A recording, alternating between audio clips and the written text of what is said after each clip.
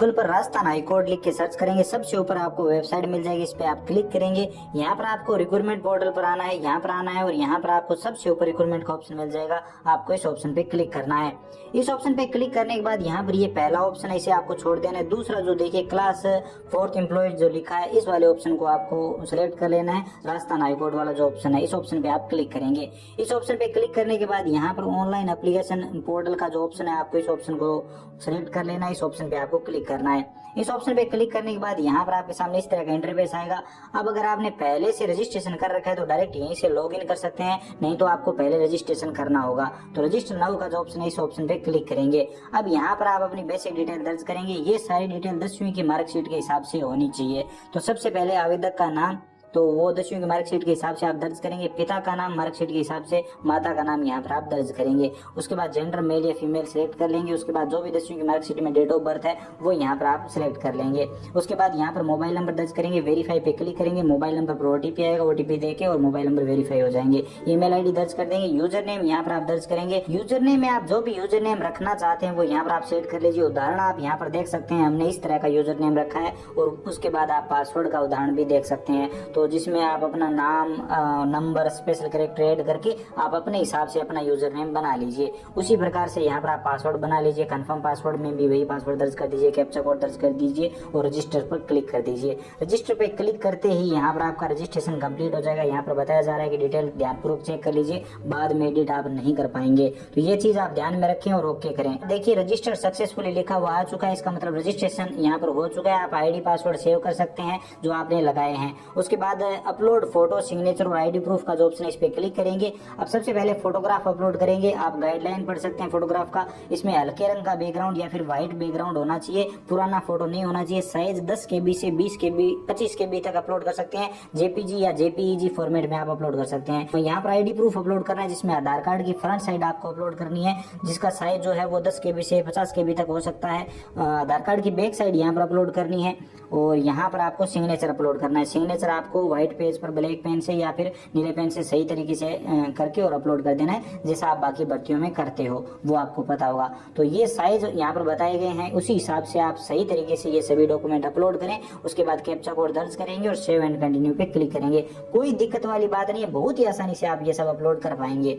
तो आप photo, signature और आईडी प्रूफ में आधार कार्ड की फ्रंट साइड और बैक साइड जेपीजी फॉर्मेट में क्रॉप करके सही तरीके से अपलोड कर दीजिए। अब ये सब अपलोड करने के बाद अब आपको आगे फॉर्म भरना है। तो फॉर्म भरने के लिए यहाँ पर आपको फिल फॉर्म का ऑप्शन मिल जाता है। यहाँ पर देखिए होम के नीचे इस ऑप्शन पे आपको क्लिक करना है, आपका फॉर्म खुल जाएगा। अब यहाँ पर आपकी बेसिक डिटेल आ जाएगी, नाम, पिता का नाम, माता का नाम आप चेक कर लीजिए। उसके बाद यहाँ पर मैरिड स्टेटस यानी विवाहित है या अविवाहित, वो यहाँ पर आप सिलेक्ट करेंगे। यहाँ पर आप मूल निवासी कहाँ के हैं, राजस्थान के या फिर अदर स्टेट के, वो यहाँ पर आप सिलेक्ट कर लेंगे। आप राष्ट्रीयता यहाँ पर इंडियन सिलेक्ट कर लेंगे। एरिया में आप टीएसपी से है या फिर नॉन टीएसपी से, 2-3 जिलों को छोड़कर बाकी सब नॉन टीएसपी में है, बाकी आप ये गूगल से पता कर सकते हैं। उसके बाद आपका गृह जिला कौन सा है वो यहाँ पर आप सिलेक्ट कर लीजिए। उसके बाद यहाँ पर पूछा जा रहा है 1/6/2002 से पहले कितने बच्चे थे आपके, तो है तो बता सकते हो। 1/6/2002 के बाद कितने हैं तो वो यहाँ पर आप बता सकते हो, बाकी ये पढ़ लीजिए कंप्लीट। इसके अलावा 22/6/2024 के बाद कितने बच्चे, तो वो भी यहाँ पर आप बता सकते हो।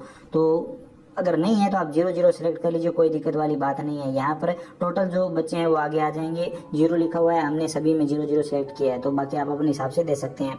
श्रेणी में जनरल हो, आप ओबीसी से हो, ईडब्ल्यूएस से हो, SC/ST से हो, वो सिलेक्ट कर लीजिए। अगर आप ओबीसी नॉन क्रिमिनल से हो तो यहाँ पर जाति प्रमाण पत्र भी देना होगा। तो कास्ट सर्टिफिकेट के टॉप का नंबर और किस डेट को जारी हुआ है वो जाति प्रमाण पत्र पर मिल जाएगा। वो डेट यहाँ पर आप दर्ज करेंगे, डेट, महीना और ईयर इस फॉर्मेट में आपको दर्ज करना है जो यहाँ पर बताया गया है। तो इस फॉर्मेट में आप वो दर्ज कर दीजिए। उसके बाद यहाँ पर अगर आप विकलांग हो तो आप यस करेंगे और विकलांगता की श्रेणी भी बताएंगे और विकलांग सर्टिफिकेट भी आपको अपलोड करना होगा, नहीं तो नो कर देंगे। अब अगर आप मूल या अस्थायी कर्मचारी हो, सेवारत हो, तो यहाँ पर आप यस करेंगे और उससे संबंधित आपको डिटेल भी देनी होगी, नहीं तो आप नो कर सकते हो। उसके बाद अगर आप रक्षा कर्मी हो तो यस कर सकते हो, नहीं तो नो करेंगे। अगर आप भूतपूर्व सैनिक हो तो यस कर सकते हो, नहीं तो नो करेंगे। यहाँ पर अगर आप हो तो उसके PPO नंबर वगैरह देने होंगे। अगर आप खिलाड़ी हो तो यस करेंगे और बताएंगे, नेशनल या इंटरनेशनल, नहीं तो नो कर देंगे। उसके बाद आप अपना कंप्लीट एड्रेस, गांव का नाम, शहर का नाम, जिले का नाम और यहाँ पर गांव का नाम, यहाँ पर जिले का नाम, यहाँ पर पिन कोड आप दर्ज कर देंगे। उसके बाद आपका स्टेट कौन सा है तो वो यहाँ पर सिलेक्ट कर लेंगे। तो हम यहाँ पर राजस्थान सिलेक्ट कर लेते हैं। STD नंबर वगैरह है तो दे दीजिए, नहीं तो कोई ज़रूरी नहीं है, ये खाली आप छोड़ सकते हो। उसके बाद आगे आएंगे, यहाँ पर आप अपनी 10वीं की डिटेल देंगे, जिसमें बोर्ड लिखेंगे, कौन से बोर्ड से आपने 10वीं की है। अजमेर बोर्ड से की है तो BSc लिख सकते हैं। कौन से साल में पासिंग ईयर कौन सा वो यहाँ पर आप सेलेक्ट कर लेंगे। उसके बाद यहाँ पर ग्रेड मिले हैं, डिवीजन मिला है, फर्स्ट डिवीजन हो तो फर्स्ट लिख सकते हो और सेकंड डिवीजन हो तो सेकंड लिख सकते हो। ग्रेड मिला है तो वो यहाँ पर आप लिख सकते हो, तो वो आप अपने हिसाब से दे दीजिए। यहाँ पर ये 10th की डिटेल मांगी जा रही है, ये चीज़ ध्यान में रखिए। मार्कशीट पे लिखा होगा सेकंड, फर्स्ट डिवीजन जो भी आपको मिला होगा तो वो यहाँ पर देखकर आप दे दीजिए डिटेल। अब यहाँ पर जो भी डिटेल मांगी जा रही है उसे आप ध्यानपूर्वक पढ़िए और उसके बाद यस या नो में यहाँ पर भरिए, क्योंकि इससे आपके फॉर्म पर फर्क पड़ सकता है। यहाँ पर लिखा है क्या आपके एक से अधिक है जीवित पति पत्नी है तो यस या नो में बताएंगे। क्या आपने दहेज स्वीकार किया तो यस या नो में बताएंगे। क्या आपका विवाह किसी ऐसे व्यक्ति से हुआ है जिसके पहले से जीवित पति या पत्नी है तो यस या नो में बताएंगे। अगर आपके खिलाफ कोई FIR हुई है तो वो बताएंगे। अगर कोई अपराध से संबंधित है आप तो यस या नो में बताएंगे। आप पर कोई कोर्ट केस वगैरह हुआ है तो वो बता देंगे।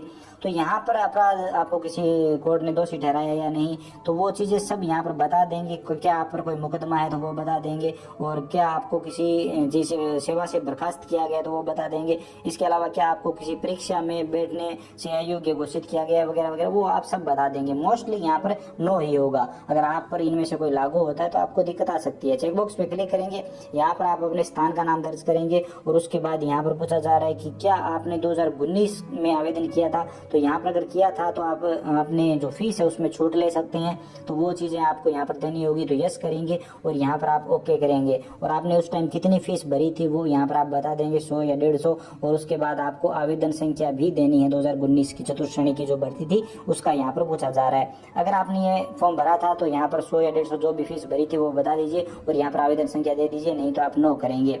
नो करेंगे तो फीस ज़्यादा लगेगी। यहाँ पर ये कैप्चा कोड भरेंगे और सेव एंड पेमेंट पे क्लिक करेंगे। मेक पेमेंट पे क्लिक करेंगे तो यहाँ पर आपका पेमेंट हो जाएगा।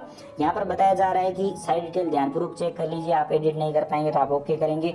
पेमेंट पेज के लिए आपको रीडायरेक्ट कर दिया जाएगा। पेमेंट पेज पर आप आ जाएंगे। यहाँ पर आप देख सकते हैं स्टूडेंट के यहाँ पर 560 रुपए का टोकन कटेगा। अब यहाँ पर अगर आप नेट बैंकिंग से पेमेंट करना चाहते हैं तो बहुत सारे बैंकों के ऑप्शन आप सिलेक्ट करके पेमेंट कर सकते हैं, नहीं तो एग्रीगेटर पे क्लिक करेंगे। यहाँ पर ये पेमेंट गेटवे चुनेंगे और यहाँ पर आप पेमेंट करेंगे। उसके बाद पे नाउ पे क्लिक करेंगे। पे नाउ पे क्लिक करते ही ये पेमेंट गेटवे ओपन हो जाएगा। इसमें आपको सारे ऑप्शन मिलते हैं। QR कोड का ऑप्शन मिलता है, नीचे देखिए डेबिट कार्ड क्रेडिट कार्ड का ऑप्शन है, UPI का ऑप्शन है, नेट बैंकिंग का ऑप्शन है। बाकी सबसे सरल QR कोड वाला है जिसे हम फोन पे, गूगल पे, पेटीएम किसी से स्कैन करके ये पेमेंट कर देंगे। चलिए मैं अपने फोन से इसे स्कैन करता हूँ और पेमेंट कर देता हूँ। जैसे ही मैं इसे फोन से स्कैन करके पेमेंट करता हूँ यहाँ पर ऑटोमेटिक ये पेज रीडायरेक्ट हो जाएगा और पेमेंट हो जाएगा। तो देखिए यहाँ पर ये पेमेंट हो चुका है। पेमेंट होते ही यहाँ पर ये पेज ऑटोमेटिक रीडायरेक्ट होगा और इस तरह का इंटरफेस आपके सामने आ जाएगा। देखिए पेमेंट हो चुका है। प्रिंट फॉर्म का ऑप्शन आ चुका है, इस पर क्लिक करेंगे और फॉर्म का प्रिंट आउट ले लेंगे और उस स्टूडेंट को ये फॉर्म दे देंगे जिसका आपने फॉर्म भरा है। खुद का भरा है तो अपने पास इसे संभाल कर रखेंगे।